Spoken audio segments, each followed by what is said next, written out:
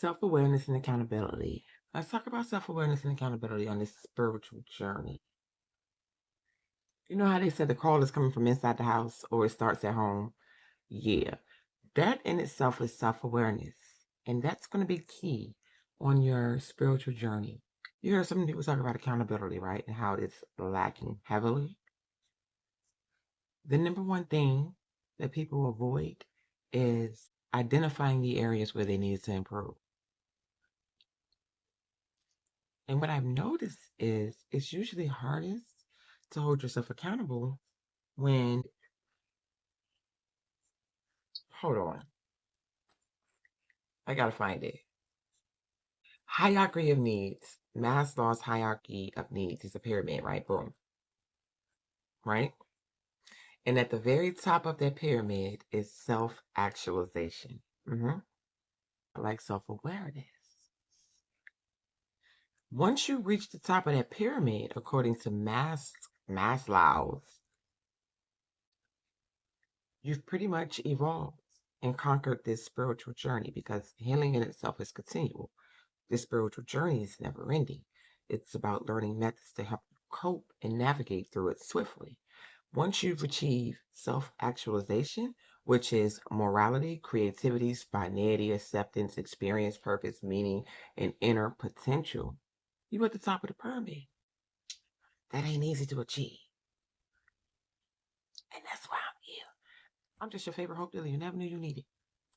And we're going to get that together because I, in my big age of 40, just started realizing a lot of these things that I'm speaking of maybe a few years ago. And self awareness, understanding your own thoughts, emotions, and behaviors is crucial, imperative.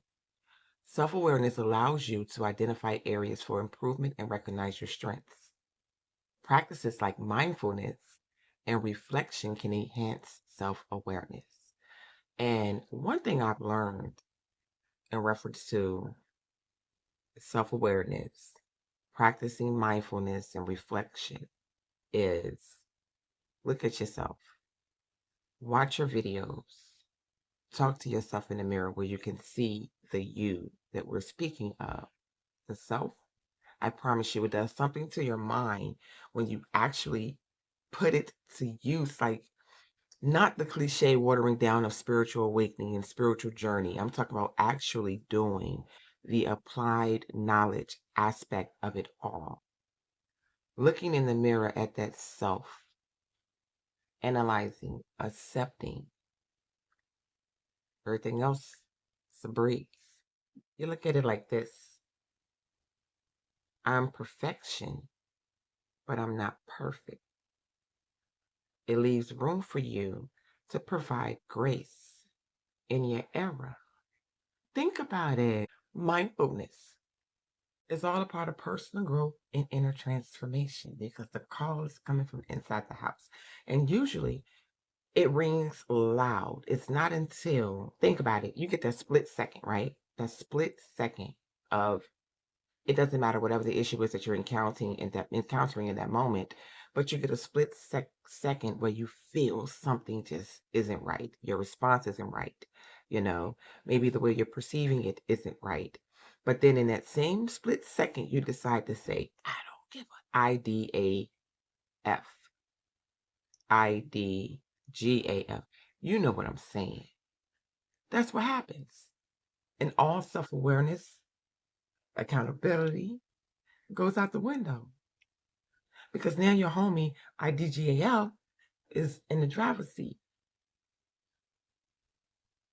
When if you rewind and in that split second, acknowledge that little notion that's bubbling up in your solar plexus that, maybe myself is really trying to tell me something that I need to listen to. Self awareness. Bring it back to you. Accountability will be a breeze. Another thing I learned too is there is no room for blame in this game. Self blame either. Because you can't be hard on yourself about the things that you didn't know if you're trying to grow. Like they say, they know not what they do. That includes you too. Seriously, me as well. How can you provide yourself grace if you're always saying negative things?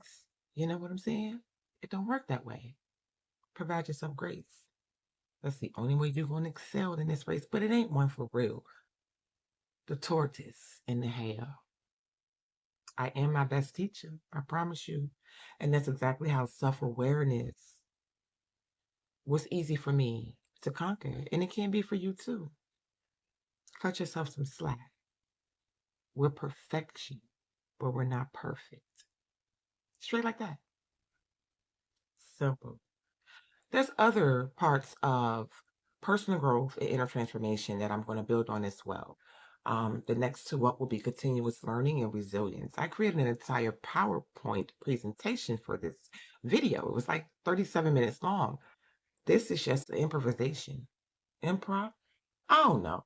But this is me improvising because that video was caught up in the whole CapCut fiasco and I have to try to recover it. When I went to go and download it, after I edited, I didn't have access to that app. That's another thing. Don't put all of your eggs in one basket. Don't be like me. That's self-accountability that I'm accepting at this moment. So I'm going to bring that video to you as well because it's helping us collectively work on personal growth and inner transformation to become the better beings that we are. But yeah, we're going to stick with self-awareness for today. Understand that you yourself can get in your own way. But you don't have to. Self-awareness, make it do what it do.